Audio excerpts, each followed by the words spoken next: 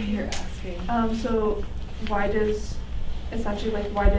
Maggie ask Zot to wear the full hijab again rather than just the headscarf? And if it's because of his jealousy or because he actually cares about how she is perceived at work? I think it's interesting if you look at the very last sentence there, and it says, if the voracious and vending machines were not convinced that the current state of her headgear showed what a deeply religious Muslim woman she really was, and she gives them what they wanted and no one else in her body. And I think that's interesting because we saw earlier, back to page 147, where you see Magui becoming more religious, and he stops drinking, he starts praying and stuff like that. But I feel like all this quote religion that they're doing, it feels like a show for someone else. It's almost like Magui stopped doing that when his baby was born, because almost like he wants to show that he's such a great religious man. And here Zot is contemplating putting on the headgear because she wants to be seen as religious, not because she necessarily is. So I feel like here it's, again, we were talking about Ibrahim criticizing her people, so it's more like, I feel like Zot and Magui want to be perceived as something better than they really might be. They want to be perceived. It's more important to them what other people see them as than what they actually are. The other one about Adjab Magui was 147.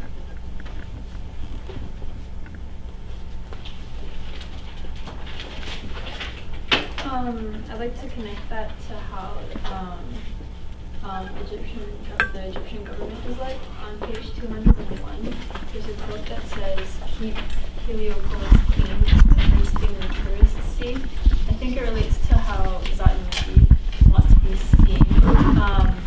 Just because they're not religious doesn't mean that they don't want to be seen as religious. So, like the government wants, they just want to look good in front of the other countries, and attract tourists, when in actuality the country or the infrastructure is not doing so great.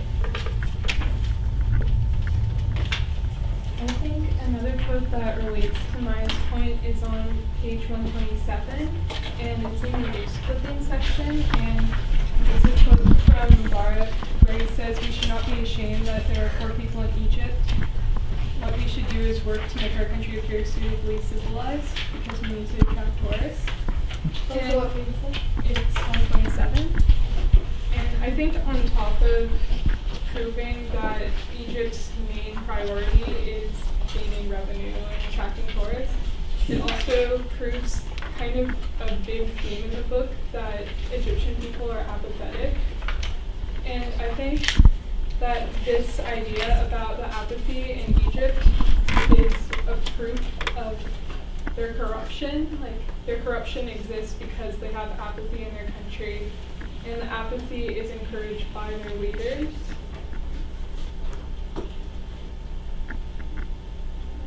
Can you explain what apathy is? I think it's not really having care for other people. It's a lack of empathy. I can explain what apathy is, because I can kind of connect to it with the parking lot situation. In the mornings when I'm looking for parking, I kind of get pretty mad and aggressive and will parallel park somewhere that's really small, or pull up close to someone's car until I'm touching it. And just not really care, because I know I have to park and get to school, and just kind of mad at Mr. Kaliga. I think something that relates to this idea of apathy that we've been talking about. So throughout most of chapter 13, it's Zot visiting the schools that she wants to, put the heir apparent their son into, and there's a huge contrast between the religious school and the government school. And Zot really wants the heir apparent. She wants her son to go to the religious school because obviously it's it's just been better shape, and we see that clearly by how Ibrahim describes the schools. But then one thing when on page 198, when she's talking to Magid about it, it says his face went yellow and green when he heard about the £1,000, not including uniform books in the school bus that must be paid immediately and without delay. So So McGee is always, he's very conscious about money, and that's what also, he didn't want Zot to join the March of Demolition and Construction because he thought it was too much money, and he's always jealous of other people who have like the cars and possessions that he doesn't have. But then on page 213, I think it is, oh, actually just kidding, I don't know, I forget which page it is.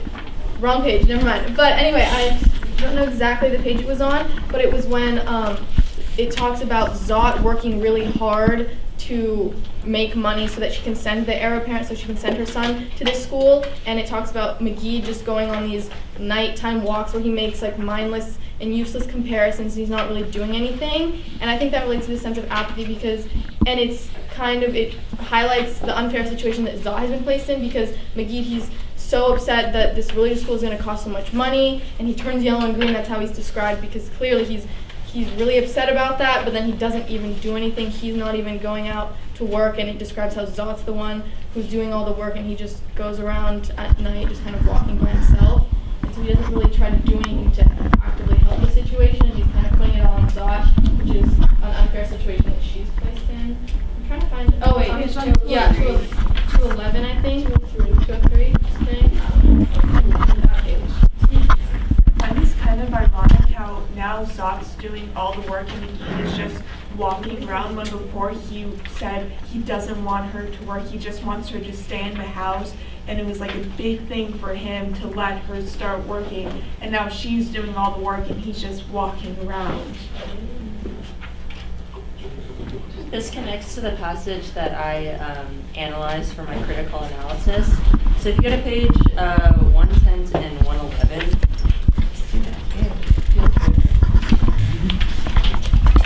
okay, so this is when Zod goes to sleep at her past Lane's house, and she starts to cry about Marie. She's like, I don't want to stay with him, he's mean, and if I stay with him, I'm going to have a baby, and I don't want to have another baby. And then Sophia's like, no.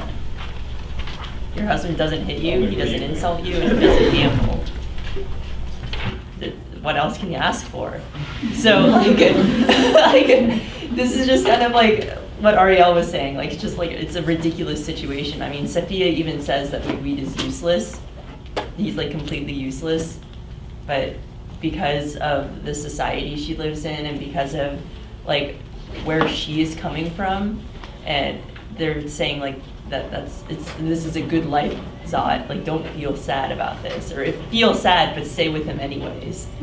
So I think it's very reflective of the fact that I think Abraham is trying to point out that, you know, Egypt is not Egypt, and especially like Egyptian women, and like this, there's like a low standard of happiness because there's so much apathy in the world that they're living in right now. I also analyzed that passage for my critical analysis, and what I also noticed, and once I noticed it in this passage, I also saw it elsewhere throughout the book, that even though Zot is unhappy and she like complains to her friend's like, no, it's all right, like he doesn't do anything that's like super bad. But what I noticed was that throughout the book, there's kind of like a theme of like male, not like male supremacy, but like the males like opinions and stuff matter more than the women. So even though Zot's unhappy, she has to stay with him.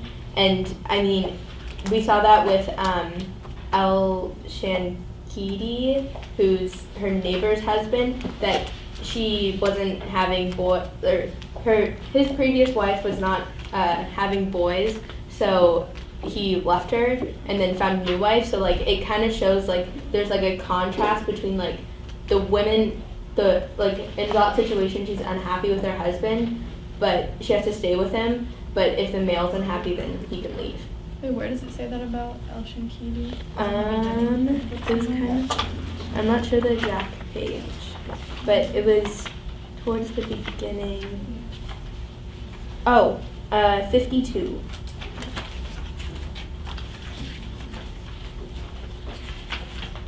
And then Samia has miscarriages, right? Like she can't carry babies, or does she have a baby? Just a question. Yes. She does have a baby? No. She has miscarriages? Yes. So that's like ironic on El Shankidi's part. Yes. Okay. So I kind of have a question going off on what you guys have been saying, like the irony that the Emmas have been talking about, and also what Ariel had to say.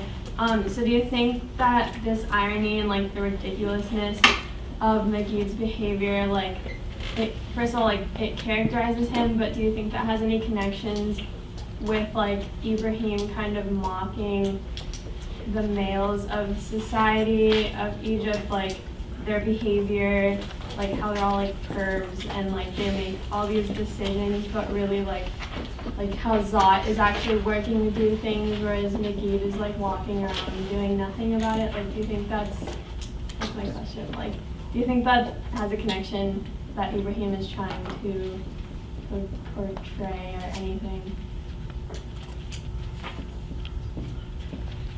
I think you can definitely see how Ibrahim is talking more and more about the male perversions, especially in this last chapter, where he goes and there's this whole scene where he's talking about the ice cream, which gets kind of weird. Because, I mean, you could think about it completely innocently, but it's as if he's making some innuendos, which is, I don't know.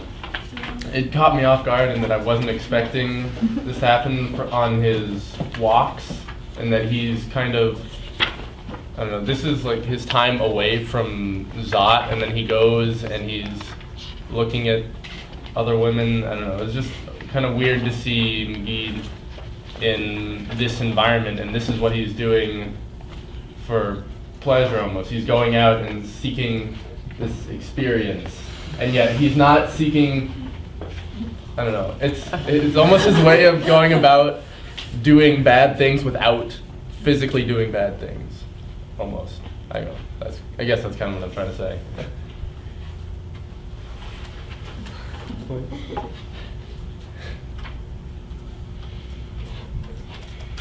Well, maybe that idea, to kind of it's a reach, this is kind of like a reach to that idea, but maybe you said how men are kind of doing bad things, but they don't really seem they're not portrayed as bad, because as he goes out and kind of just strolls around at night and just looks for ice cream, maybe he's looking at other women, maybe the idea that is maybe Ibrahim has he's trying to portray this idea that men, or when women do bad things, it's usually illustrated explicitly in society, but when men do things, it's usually not depicted as as bad of an action compared to when women make minor mistakes.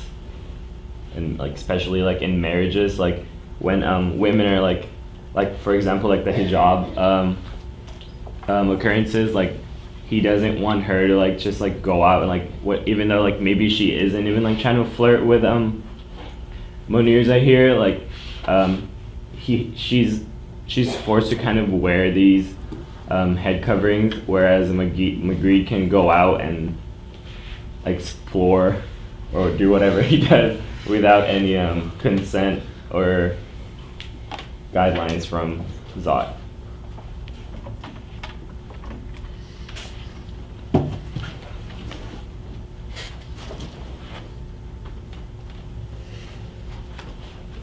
I think you bring up a good point, Julian, about how the men have power over the women.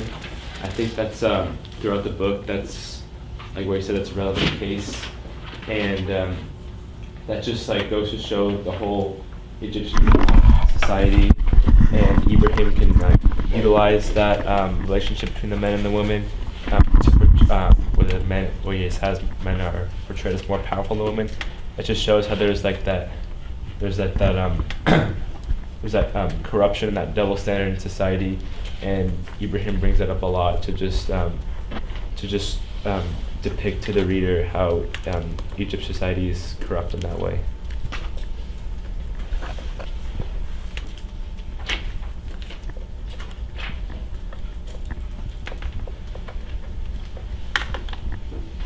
I can pose another question, as well. Seems necessary. Do you guys find Zot a likable character?